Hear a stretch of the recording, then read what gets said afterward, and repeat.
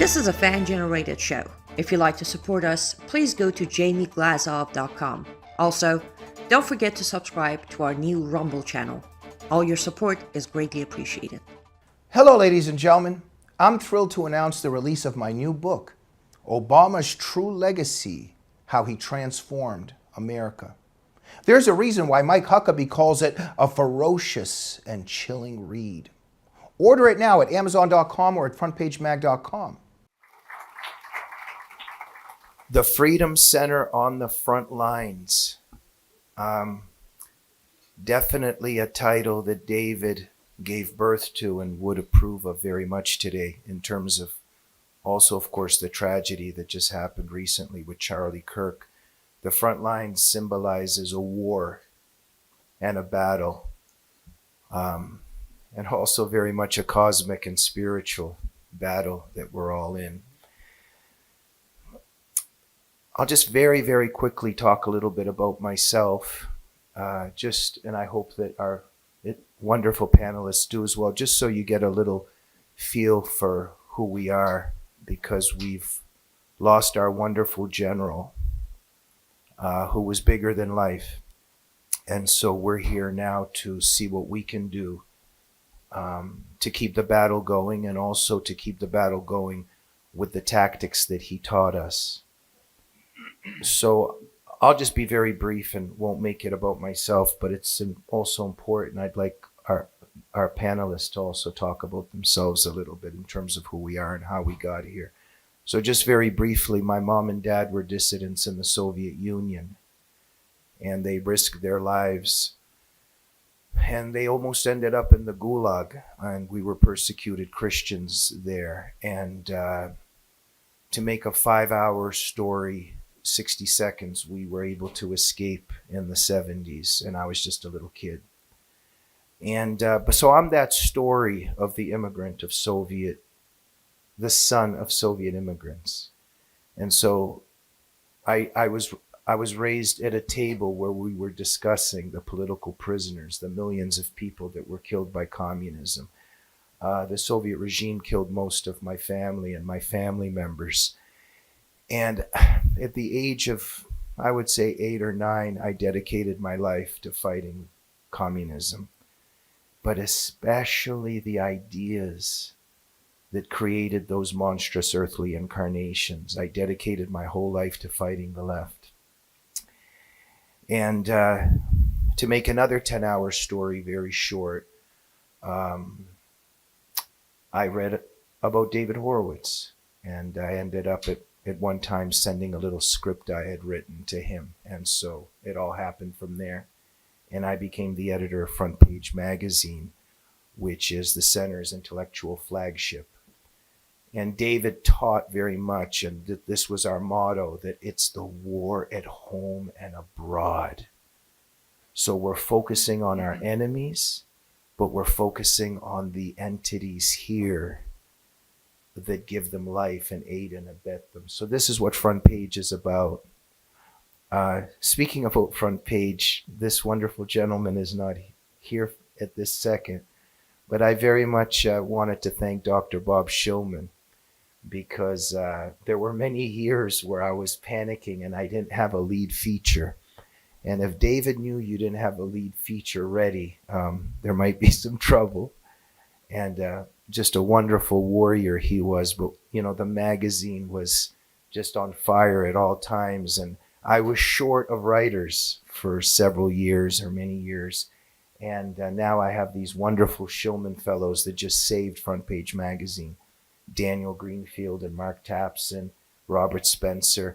And Christine is kind of a Shillman Fellow by proxy, I think, right? Thank you. But I just wanted, it's so unfortunate he wasn't here this second, but I just wanted to thank Dr. Bob Shillman for that, because he gave us the Shillman Fellows and took a lot of stress off my back, but also made the magazine so wonderful. So we'll give him a hand while he's not here. Let's just begin. And so we have lost our wonderful general, but he's here in spirit. And we learned a lot from him, and I learned so much from him. And Front Page is a think tank.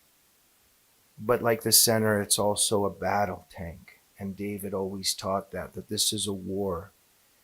And something I'll just share a little bit, something that, not all conservatives, but David understood that most conservatives don't understand battle.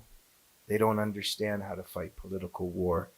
And even right now, the tragedy with Charlie Kirk, and there's just some commentators there, even on Fox News and on social media. Oh, the violence has to end. We have to end this hatred and the violence. This has to stop. Just what are you talking about? The devil does not go away. Auschwitz and Stalin's Gulag, this isn't just something that happened in the past and everything's going to be better now. This is nonstop. It doesn't leave. This is where Reagan was so wise when he said every generation is just one generation away from slavery. There has to be constant shedding of blood because it's just a constant war.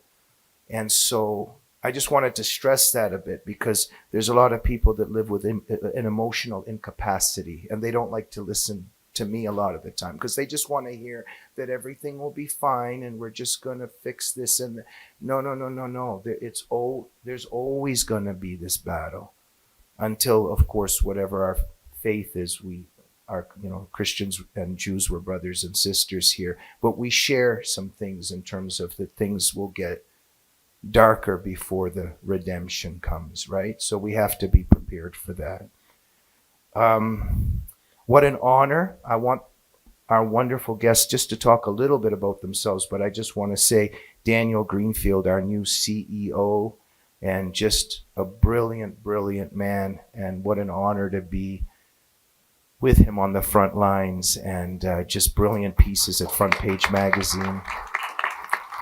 And a Shillman Fellow, and Mark Tapson, a Shillman Fellow. He's my colleague at Front Page, and I just call him sometimes and I say, I really, really need an article within a half an hour. And he's brilliant in that way. Thank you, Mark. I don't know if many of you know, maybe he'll talk about it. He was one of the main creators of the documentary, The Path to 9/11 at ABC, right, Mark? So a lot of background experience, an honor to have him here. The one and only, the man, the myth, and the legend, Robert Spencer at jihadwatch.org. I assign him an article and it usually arrives before I press send. And I don't know how he does it, but thank you, Robert. An expert on our enemy abroad, but also an expert at our enemy at home. So Islam and the left and how they work together. And the wonderful Christine Williams. And I share something with Christine.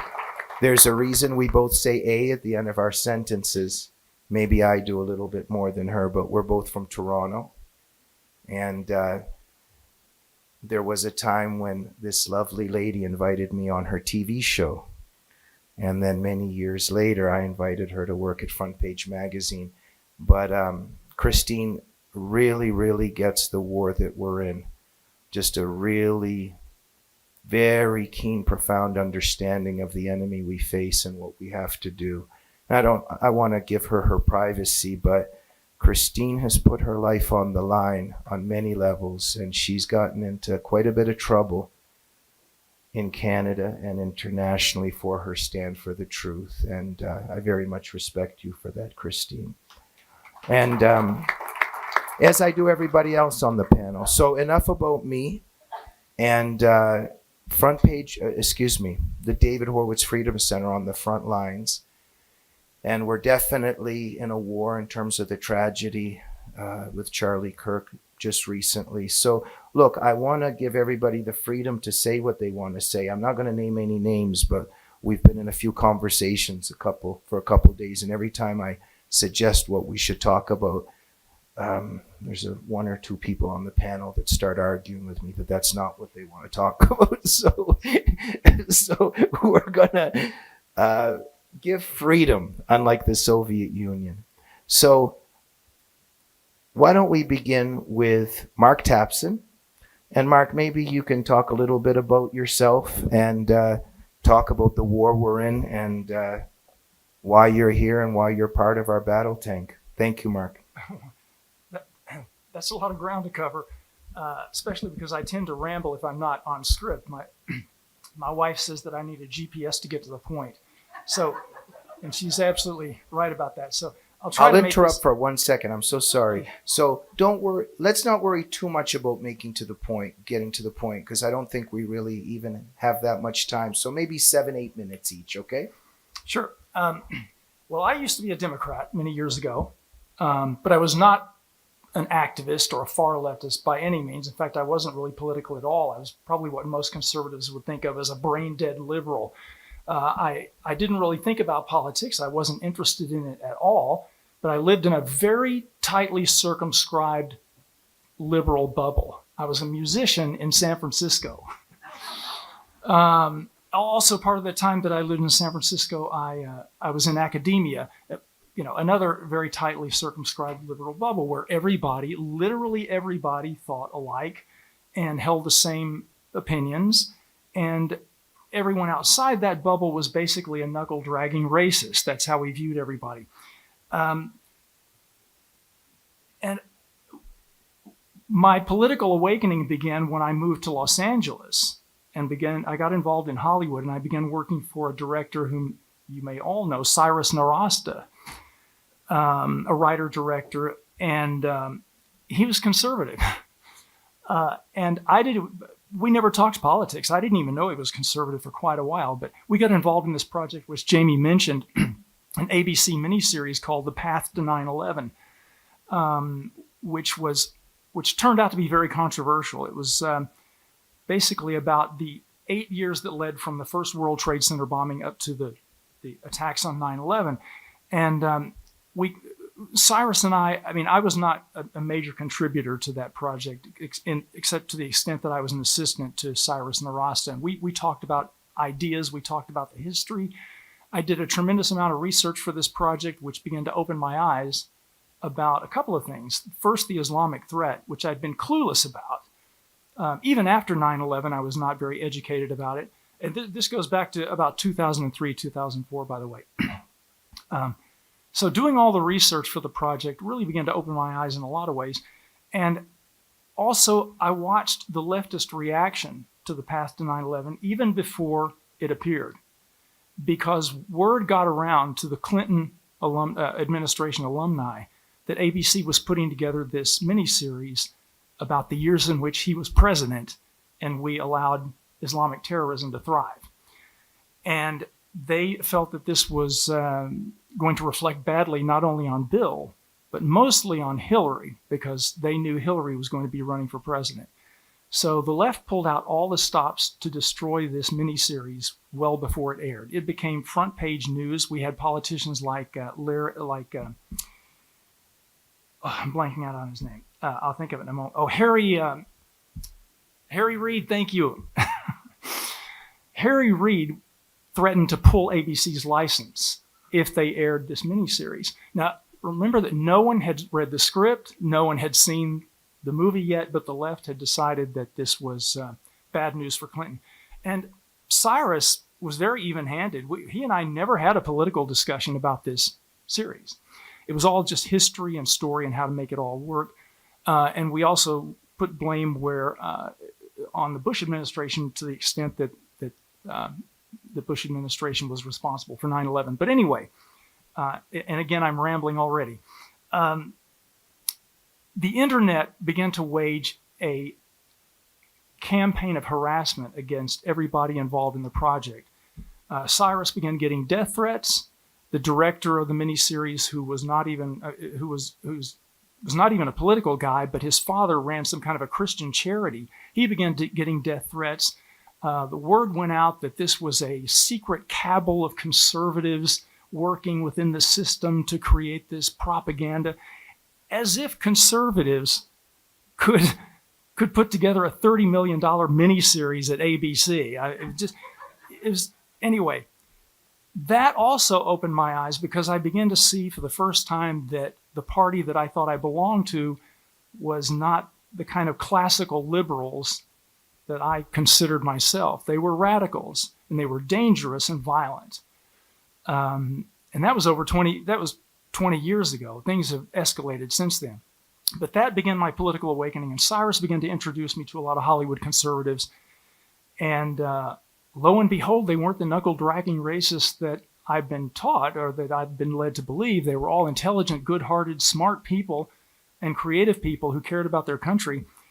And so that began my political conversion. And I met Andrew Breitbart, the late, great Andrew Breitbart, who invited me to write for a website that he had started called Big Hollywood, which was for conservatives who worked in Hollywood. So I began writing for that, and that began my career as a political commentator. And shortly after that, I met David Horowitz and Jamie. I began writing for Front Page Mag, and Horowitz gradually figured out who I was, and things just sort of took off from there. And now I'm honored to be sitting, at this panel working for the Freedom Center. Sorry, my voice is a little strained these days. So I'm honored to be up here. I'm honored to be working for the Freedom Center. I've always been proud of the fact that it is a battle tank and not just another think tank. And I think these are times that really call for a battle tank. Let me just say real briefly about where I think things stand in terms of that fight, since I've already used up most of my time. I want to say, first of all, I think Jamie is absolutely correct to say that we're in a time of intense spiritual warfare. And I think that is a very valid and important perspective through which to view everything that's happening.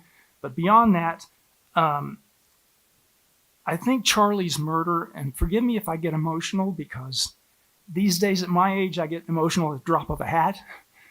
And I'm still processing grief over Charlie and over his family and over this nation. I think, and I'm not alone. I know I'm not alone in that. Everybody is. But I think Charlie's murder highlights the fact that we are in this country in a hot civil war. It's not just a culture war. It's not a cold civil war. It's a hot civil war. Except that only one side's been fighting that hot civil war. And I think it's just going to escalate. I'm actually very bad at predictions, so hopefully I'm wrong about this. But I think that it's going to escalate. I don't think the left is going to rein itself in, and it's certainly not going to police itself. I think we're going to see, before long, we're going to see levels of terroristic activism that is reminiscent of the days of rage of the late 1960s. And I think conservatives are going to have to wrap their heads around that and come together and agree on a valid and effective means of confronting a political movement that gleefully embraces assassination. And we can have lots and should have lots of conversations about exactly what that response should be. But I think we didn't start this civil war and we didn't want it, but we better be prepared to do what it takes to end it, because this country cannot sustain itself the way things are going. And the left is not going to come to its senses. As John Phillips pointed out earlier today, there are different kinds of Democrats. I mean, there were brain-dead liberals like the one I used to be. But those people are largely irrelevant. The radical left controls the left and has for many years. And they're not going to police themselves. They're not going to back down. I think it's going to get worse before it gets better. And I just think conservatives need to embrace the reality of the violent times that we're in. I didn't know Charlie very well, actually. But I know that he wouldn't want for the right to call for violent retribution or revenge. And I'm not calling for that either. But as I said, I think conservatives need to have serious conversations about what it's going to take to end this division in the country, and to end this culture of political violence that the left has fomented and is pushing for with all its might and intensity. So anyway, that's enough for me.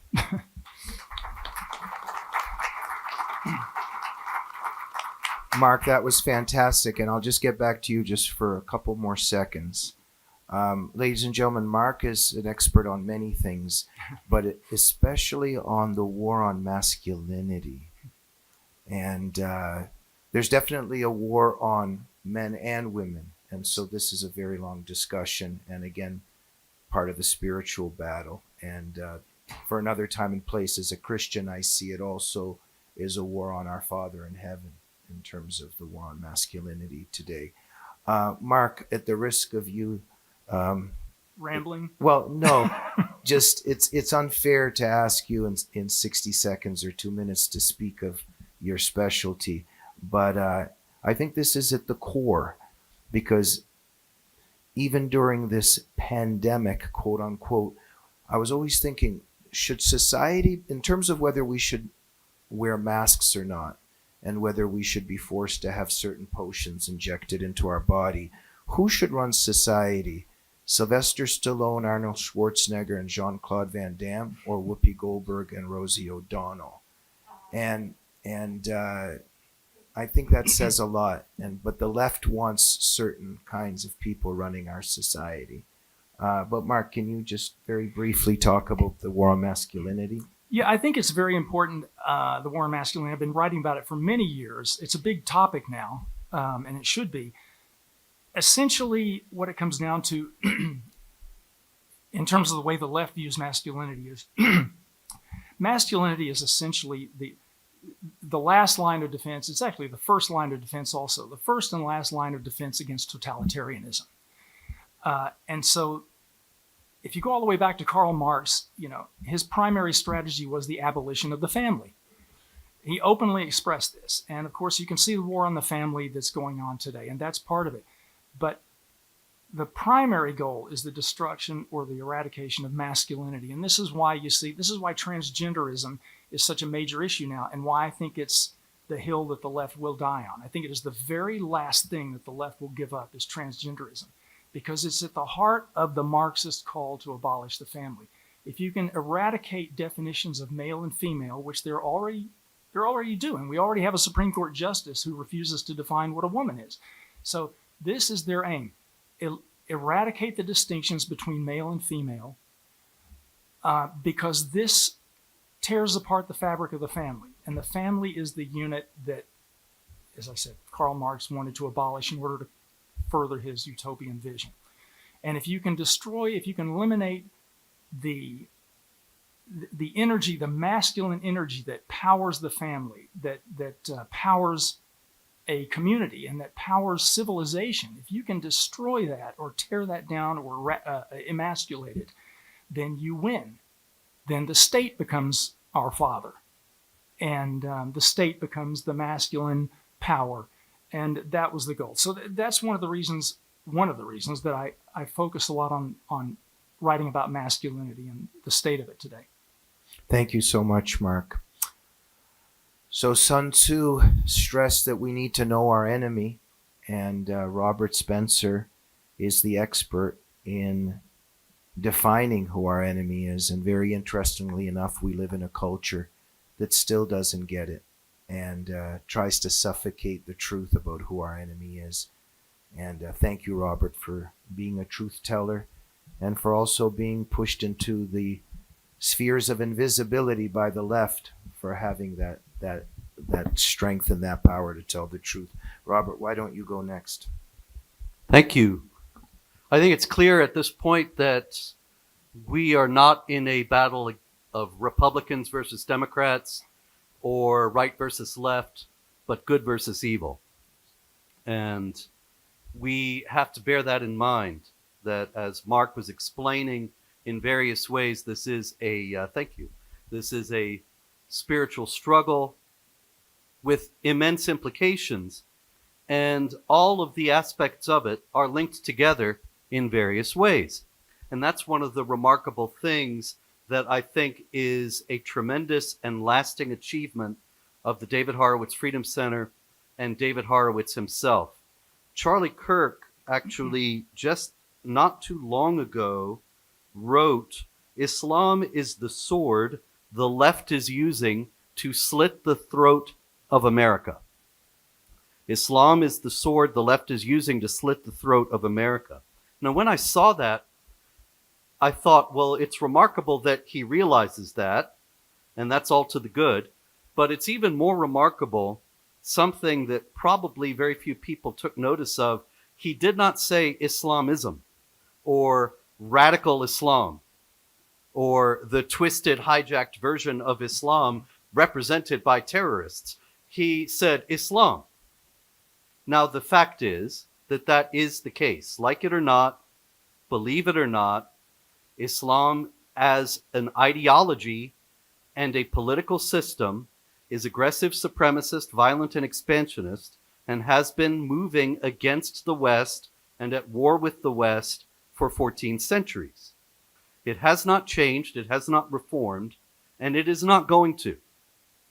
And you may think that the moderate Muslims or so-called Muslim reformers in the West that we see featured so prominently on so many broadcasts of so many people, both right and left, who are so eager to believe this, you may think they'll carry the day and reform the rest of them, when actually none of them have any significant followings, and all of them go against the traditional teachings of Islam. It's as if I were to say, be up here and say to you, well, I'm a Christian, but I believe in the goddess Isis and worship her at every opportunity. You would say, well, you're a very funny kind of Christian. And a Muslim who says Islam is actually a religion of peace, if you understand it properly, is just that funny kind of Muslim who is going against very obvious and readily establishable aspects of his faith. Now, why am I going over all this yet again? Well, in the first place, because nobody ever gets it, although Charlie did.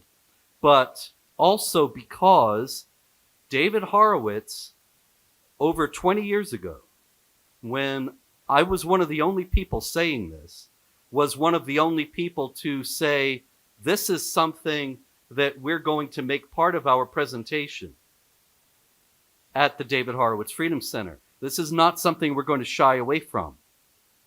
And at a time when people on both the left and the right, you know, George W. Bush went to the mosque 6 days after 9/11, and he was standing there with the leader of the Hamas-linked Council on American Islamic Relations and with Abdurrahman al-Amoudi of the American Muslim Council, who is currently in prison for financing al-Qaeda. And he stood with them because they were the moderate Muslims of the day, and he said Islam is peace.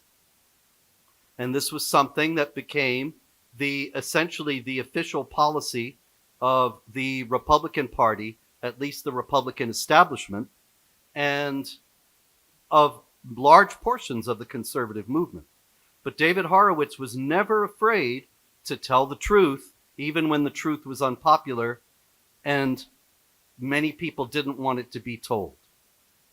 And so I think that one of the most enduring legacies of David Horowitz and of our work at the Freedom Center is the fact that not only did he allow for this message to be propagated, but also that we were among the first, if not the first, in David's book Unholy Alliance, in Jamie's book, which is coming out in a new edition, I believe, United in Hate,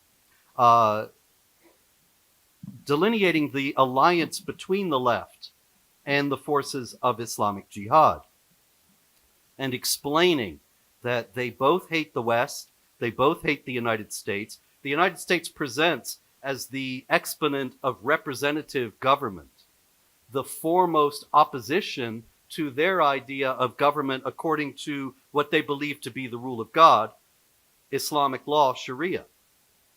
And so the United States has to be taken out.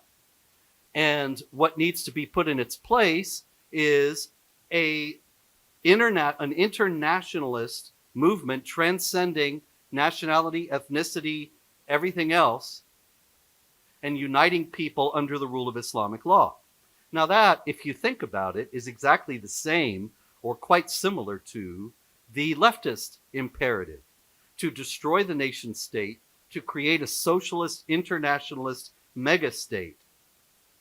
Both of them also want to establish an earthly paradise. Jews and Christians don't think, because of the nature of human beings, that you can have a perfect society on earth. Every society is going to have various imperfections. But Islam believes that if you implement Islamic law, that will create a perfect society on earth. And how is it enforced? By a reign of terror. If you get out of line, you'll be stoned to death. You'll be beheaded. You'll get your hand cut off, whatever. So people are too terrified to dissent. Excuse me. And so they go along out of fear. What does the left do every time the left gets into power? They want to create an earthly paradise, the workers' paradise of pure communism. And in that workers' paradise, if you get out of line, what happens? You go to the gulag. What do they do when they take power? A reign of terror. To terrorize the populace into thinking, we can't get out of line. If we get out of line, we'll lose our lives. We have to just stay here afraid, and maybe they'll not bother us. So you see that not only do the left and the forces of Islamic Jihad both hate the West and want to destroy it, but they both have the same kind of end goal in mind. And so they work together very well. And now this is being discussed in the larger society.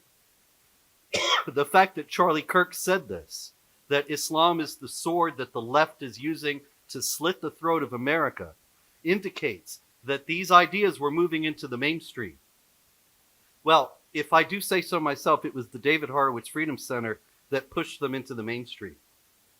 And it was, in particular, the David Horowitz Freedom Center project, Jihad Watch, which I run, which Christine Douglas-Williams ably contributes to, as well as Hugh Fitzgerald and others.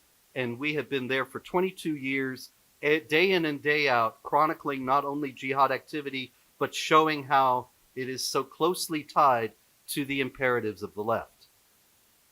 And so as we go forward now, this is going to become all the more clear with every day's headlines, but there will be increasingly intense efforts, as Mark alluded to with the efforts to kill the Path to 9/11 documentary. There'll be increasingly intense efforts to silence this message and to keep these truths from being known. And so we will continue to be standing on the front lines and continue to be enunciating these unpopular truths as long as we continue to exist. Thank you very much. Thank you so much, Robert. Stephen Coughlin, he has a book, Catastrophic Failure, just nightmarish. Imagine during the Cold War that our government officials are consulting the KGB on what to do next. This is literally the case up until Trump. We've got the Muslim Brotherhood advising American officials through their organizations. Robert, I wanted to get back to you just for a second because this is crucial here. Maybe I'm having a mental lapse, but many years ago at one time, am I correct that the FBI or certain government institutions actually had you coming in to give advice and to do some teaching? And boy, did they put an end to that quite quickly. And then before that, all of a sudden, instead of Robert advising us what to do against our enemy, it was John Brennan types. Can you speak on that just very quickly? Sure. Yeah, it was back in the Bush administration. I was invited by some FBI agents and also some military personnel to speak and give seminars about Islam and jihad. I gave speeches about the Quran and about Muhammad to try to bring the people I was speaking to into the mindset of the terrorists and help them to understand what we're dealing with. Obviously, it's one of the earliest rules of warfare. You can't defeat an enemy you don't understand. And so that's why I was there. I did that for quite a few years. But in 2010, I made a big mistake. I went to a military base in California, and the colonel who was in charge of the military base brought me into his office and he was very kind and complimentary and said how glad they were that I was there, and don't tell anybody that I was there. And that just, when you say that to me, I'm just going to do the opposite. So he said, don't tell anybody. And I said, why not? Because CARE will make a big fuss about it. And I thought, so CARE, that is tied to Hamas, the Council on American Islamic Relations, is dictating who can come speak to military personnel and who can't. And so I was very angry. I went out of the meeting. I saw the two other colonels who had invited me. And I told them about it, and they said, oh, this is terrible. So we went and got a picture in front of the logo of the base. Yeah, I know, big mistake. Because the Council on American Islamic Relations immediately wrote to John Brennan and said, you've got this guy Spencer teaching military, you've got to stop that, and you've got to erase all mention of Islam from counterterror training. And so he wrote back immediately and he said, yes, of course, we will do that right away. And so since 2010, it has been the official policy of the U.S. government. The Countering Violent Extremism program makes no mention of Islam whatsoever. And yeah, I know, it's true. They talk about terrorism. And the thing is, who do they have? Who's the terrorists? They never say. And now we know, oh, it's us. Because we saw how the Biden administration was using the CVE program and targeting people like pro-life Catholics and angry parents at school board meetings who were angry about the transgender ideology being pushed on their children, and they were opening terrorism cases against them. And that all started under Obama when he banished Islam from all mention in the counterterror materials. And so that was indirectly my fault. I'm sorry. Thank you, Robert. Well, the Tsarnaev brother,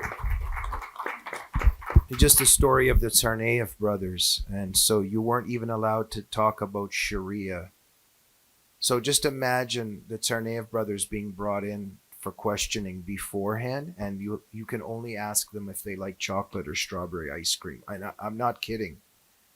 Christine Williams is at Jihad Watch and at Front Page and at a million other places fighting for the truth. Go ahead, Christine. Well, thank you. It's such an honor to be here. And I'd start by saying that we're actually under the shadow of what happened to Charlie Kirk. But I will say it's a shadow that was foretold by David Horowitz. Now, I'm going to get to how somebody from Canada ended up working here and what my pathway was.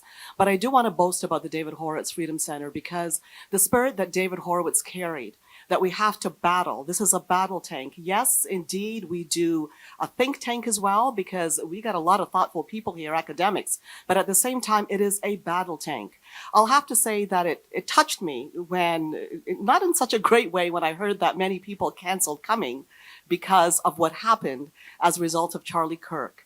Nobody's saying to run in front of a truck, but at the same time, we are in an era where, let's face it, globalized the intifada has come into this country. And it's come into Canada, and with it, a very violent spirit. So whether people realize it or not, we are being habituated to a spirit of violence that has come upon us. David Horowitz saw that decades ago, and we have to be ready for what is to come. We see Christian persecution worldwide. We see Muslims killing Muslims worldwide. We see what's happening in Israel. And at the same time, we are fearful what we just see happening here.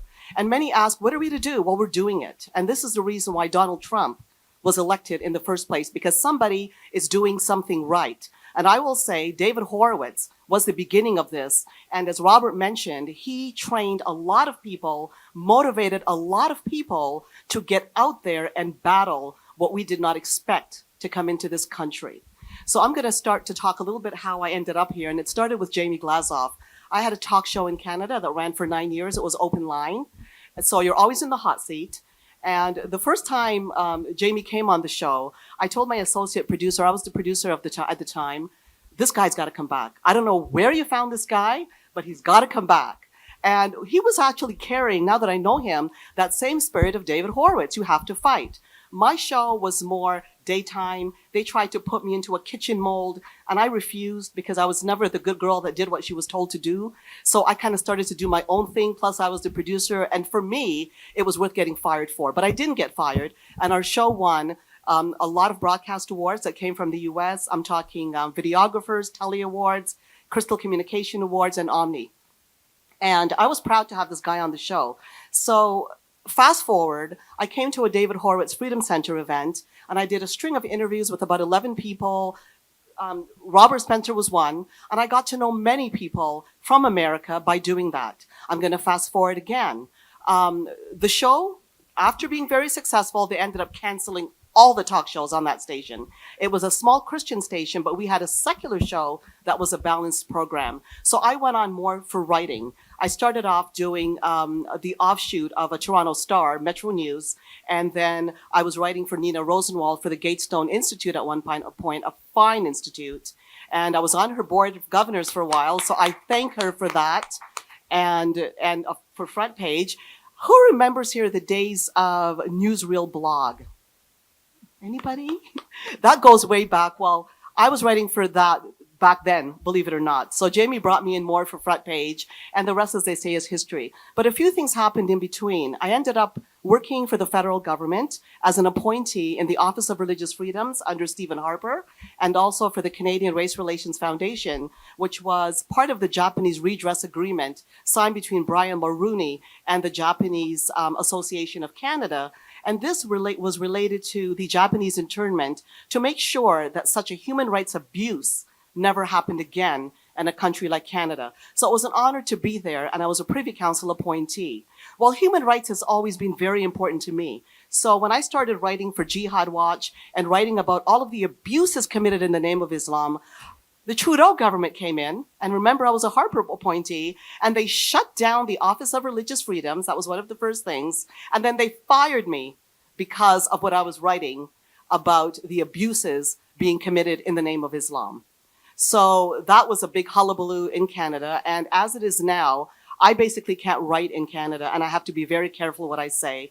I did a video recently for the Canadian Anti-Semitism Education Foundation, and somebody asked me the question, a simple question: who are the Muslim Brotherhood forces in this country? I couldn't mention any names because I could find myself in a lawsuit. So I said to them, which I'll advise today, look up the unindicted co-conspirators and the largest terrorism funding trial in the history of the United States, the Holy Land Foundation trial, and look at their offshoots. They're working inside America, they're working in Canada, they're working across Europe, and they are trying to bring us down. They have allied themselves with the left for a violent revolution, and this is what we call the red-green axis. And we're all in danger more than we realize, but we're actually doing something right because, again, we voted in Donald Trump. And I hope all of you will continue very much to support the center because we have a great team here. Not only do they take the battle tank seriously, they're good people. It's hard to find an organization that's tasked with so much. And they're such good people, beginning with Mike Finch, who should be up here, and everybody else at this table. And that's all I have to say for now. Can people empathize with me during work that you don't want to get on Christine's bad side? but she has a heart of gold. And before we move on very quickly, Christine, my dad and mom, people were saying, if you sign this letter against the Soviet regime, you will go to the Gulag. And my dad and mom went. And I don't know if I could ever live up to their courage, what it takes to be brave. And I live with that in my heart, who my dad and mom were. But Christine Williams was told many times, don't say this and don't say that. And but you continue to say it. And I won't mention some of the ways that you're being persecuted. I'll leave that for another time and for you in another forum. But I think we obviously need this spirit because you refuse to stay silent. Could you, just for a minute and a half or two, just talk about why do you refuse to stay silent? This is the most important message here. I've always been driven when it came to doing what's right for human rights, for people. And I realized from young, for some reason, and doing the show also made me realize what was happening, that this world is not what we perhaps try to make it out to be. And it's very easy to take the easy road and say, well, I'm not going to get myself in trouble. But wherever there was trouble when it came to doing what is better for people, I just seem to walk headlong into it. It's just, and along the way, I have to say, I was sent some very good people that helped me along. I mentioned some of that, from Jamie to Robert to the people at the center, and also Frank Gaffney, because my second book was called Fired by the Government of Canada for Criticizing Islam. And he was the one that asked me to do that book. And when I was first fired, Nina Rosenwald was the one that asked me to write my story, and I did. So I have to say, yes, I tend to get in trouble for doing what is right, but there are always people along the way when you look at yourself in the mirror one day and say, look, I have to do my part in this life. There will be people that will come along and help you along the way. Thank you so much, Christine. If you don't want to use ChatGPT and just find out everything, you just call and ask Daniel Greenfield. Just amazing, and what an honor to have him on the front lines with us. Our new CEO, Daniel, thank you, and go ahead. What is it that makes the David Horowitz Freedom Center different, apart from our name? And the fact that we're doing this event in Vegas, we flew on September 11th at a time when there were people telling me, I'm just superstitious. I don't want to fly on September 11th. And we did it right after probably the most high-profile assassination of a political conservative in America, because we're not afraid. And we get that power, that superpower from David Horowitz. David was never afraid. What is it that makes the David Horowitz Freedom Center different? Again, we go right back to David, because David called things exactly as they are. And like him, we know what the left is, and we are willing to say it. We know what Islam is, and as we've heard on this panel, we are willing to say it. The left is a terrorist movement. The murder, the assassination of Charlie Kirk is not an aberration. It's not something different. It's part of what the left has been doing for centuries. It is what it's going to continue doing until we actually go ahead and put a stop to it. Now, if David were alive today, and I very much wish that he were alive, that he would be the CEO and that he would be with us. If David were alive today after Charlie Kirk's assassination, he would be outraged, he would be angry. He would not be shocked, though. And that's the reality. When you actually understand what the left is, you are not shocked by leftist violence. You are not shocked by leftist depravity. You are not shocked by leftist evil, because you know what the left is. And not only do we know what the left is, we are going to go out and say it, and we are going to keep on saying it. And David knew that very well, because David was actually the canary in the coal mine. David was going to campuses to fight the original version of BLM when he was campaigning against race reparations. He was going to college campuses after 9/11 to speak out about the jihad. He was doing it. He faced harassment. He faced threats. But the worst thing of it all was the complicity of university administrations, of university officials in that situation. Because we would actually end up having to pay huge amounts of money for security. And that was effectively a barrier. It was a way of saying that conservative speakers cannot come to campus. Now, there was something that was very revealing that happened the day before Charlie Kirk's assassination. And FIRE, you released a survey of about 58,000 college students. And the survey was remarkable, because the survey showed that 1 out of 3 college students are okay with using violence to silence speakers on campus that they oppose. 1 in 3. Even if you just take that as revealing of the students who answered the survey, we are still looking at over 20,000 students who are willing to go ahead and say, we are okay with using violence to silence campus speakers. And by the way, don't think that the other 2/3 were innocent, that they're angels, that they believe in free speech. No. 71% of college students, 71%, support blocking support shouting down speakers that they oppose. This is something that happened to David Horowitz repeatedly. It's a rite of passage for conservative speakers on campuses. About 51% or so support blocking students from going to hear speakers that they oppose. So the majority of college students on campuses oppose free speech. Over half of those 58,000 or so are willing to go ahead and say that openly. And if we generalize it to the 18 million college students that actually exist today, we are talking about millions and millions of people. Millions and millions of people who support violence. And of those, just like in Islam, there's a percentage that are actually willing to act on it. That is what we saw with the assassination of Charlie Kirk. There's a small percentage that are willing to do it. and a much, much larger percentage that support it. And that is the real problem there. Only so many people are actually going to be willing to take action, but a significant percentage. We are now looking at potentially a majority on Ivy League college campuses support violence. And we have to understand what that means. The process that began really with David, and David was really the first to really show this, was the creation of campuses as no-go zones for conservatives. Initially, it began with conservative speakers, supposedly some that were controversial. People said, David is a provocateur. He's very controversial. Well, eventually it spread to these so-called non-controversial conservative speakers. They themselves, people who were very mild, very moderate, people who spoke very politely and were not confrontational, were physically assaulted on college campuses. People like Charles Murray, for example, were physically assaulted on college campuses. And then it spread not just to the conservatives, because initially it's just the conservatives that this is happening to. They're all bigots anyway. It began happening to liberals who in some way dissented from some agenda item that the left wanted, because they were creating not just a political monoculture. The first step after purging the right is you start purging the people who aren't sufficiently on the left, and that began happening.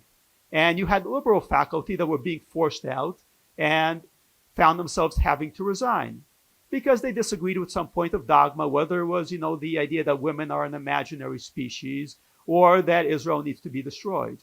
And then, of course, they went after college students. College students who were all conservative could be reported, denounced on the most slight trivial offenses. At one point, a college campus went ahead and declared an emergency because an anonymous student, very revealing way, an anonymous student had to post the copy of the Bill of Rights, specifically the First Amendment, and that was considered triggering and hate speech. And of course, it went on from there. We laughed at some of the stuff. A lot of people laugh at some of the stuff. It's just so ridiculous.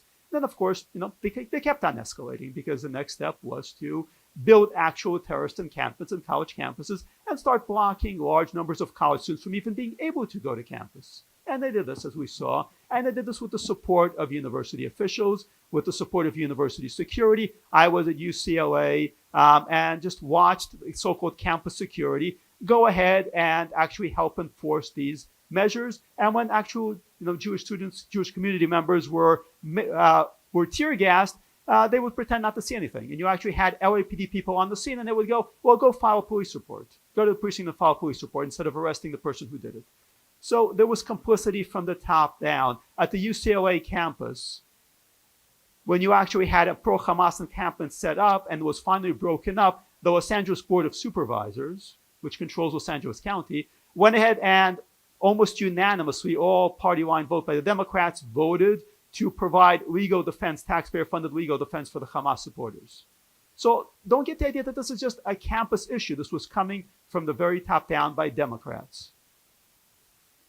Now campuses have successfully been turned into a no-go zone. Now we have the next step, which is actually a campus assassination. Because once you've actually turned campuses into terrorist camps, well, you can go ahead now and start killing people.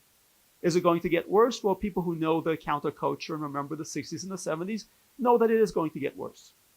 They've actually achieved their goal of turning campuses into no-go zones. And the next step is to actually fully radicalize them and begin an actual war.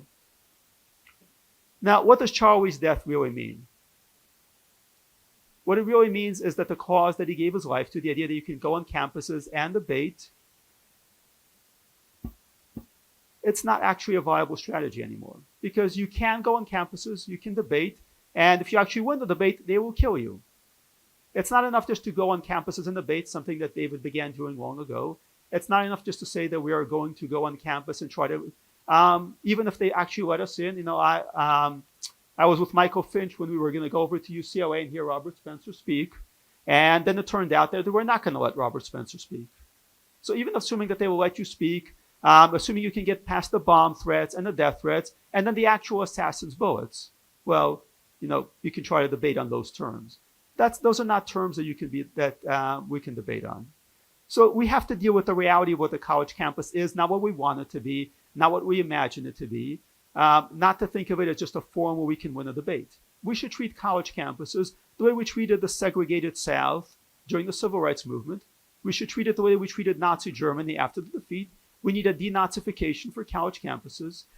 Some people have said, oh, President Trump is doing to UCLA, to Columbia, it's too much. He's demanding millions of dollars. I would say it's not nearly enough. Back in the day, in the 1950s, we had about 2.5 million college students. In the 1970s, we had about 8 million college students. Today, we have 18 million college students. We expect pretty much everybody now to go on campus, and this was Bill Clinton's solution to everything, Obama's solution to everything. You know, you're going to lose your job as a coal miner, you're going to lose your job to AI now. Well, it's okay, you're going to go to college, you're going to get a college degree, and that is going to solve everything. Has America become a better place now that we have 18 million college students? Was it better in the 1970s when we had 8 million college students instead of 2.5 million in the 50s? Were the 50s or the 70s a better time? What do you think? 50s, 70s, which one do you pick? 50s, thank you. Sending everybody to college has not made America better. John earlier was talking about all the people who were making all these ugly comments about Charlie's death. I can pretty much guarantee you that a whole lot of these people, the vast majority of them, pretty much all of them are graduates of college. And that their college degrees are absolutely useless. Very few of these people have a college degree in anything worthwhile. They have Joe Biden college degrees. They have degrees that are there for the sake of having a role in some sort of woke enterprise. And the fundamental thing that we need to do is to actually start rethinking college itself. We need to start rethinking the value of college, a multi-trillion-dollar industry that is being subsidized by American taxpayers. We need to rethink the idea that college makes you a better person and that we are better off as a country if we have more college graduates. We are absolutely not.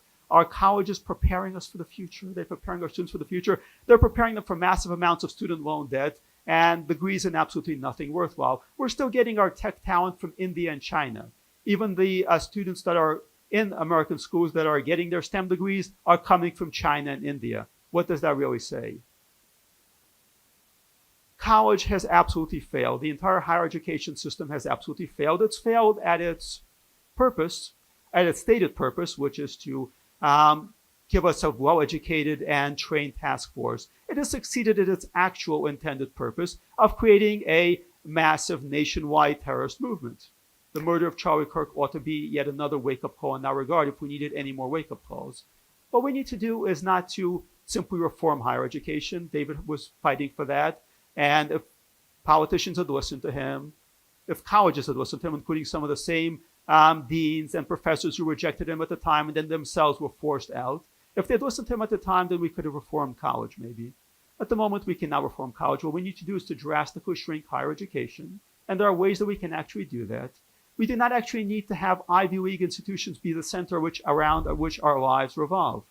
It's actually a complete disaster that we actually are dealing with that. Daniel, I'm being threatened here. Okay, I will wrap you, up rather quickly because this is not a Daniel. college campus and we can actually have freedom of speech. Thank you, Daniel. So we need to actually deal with the reality of what college campuses are, and we need to do that because just as we deal with the reality of what the left is, and this is something that the David Horowitz Freedom Center has always been dedicated, we are not going to end our campus efforts. We are engaging in very important reporting on college campuses. There are people with us who are actually continuing to speak on college campuses. We are not giving up the fight on college campuses, but we need to be clear about what the modern college campus is, and we need to actually be ready to start treating it like terrorist training camps before we actually have to start droning Harvard and the rest of the Ivy League. Thank you so much.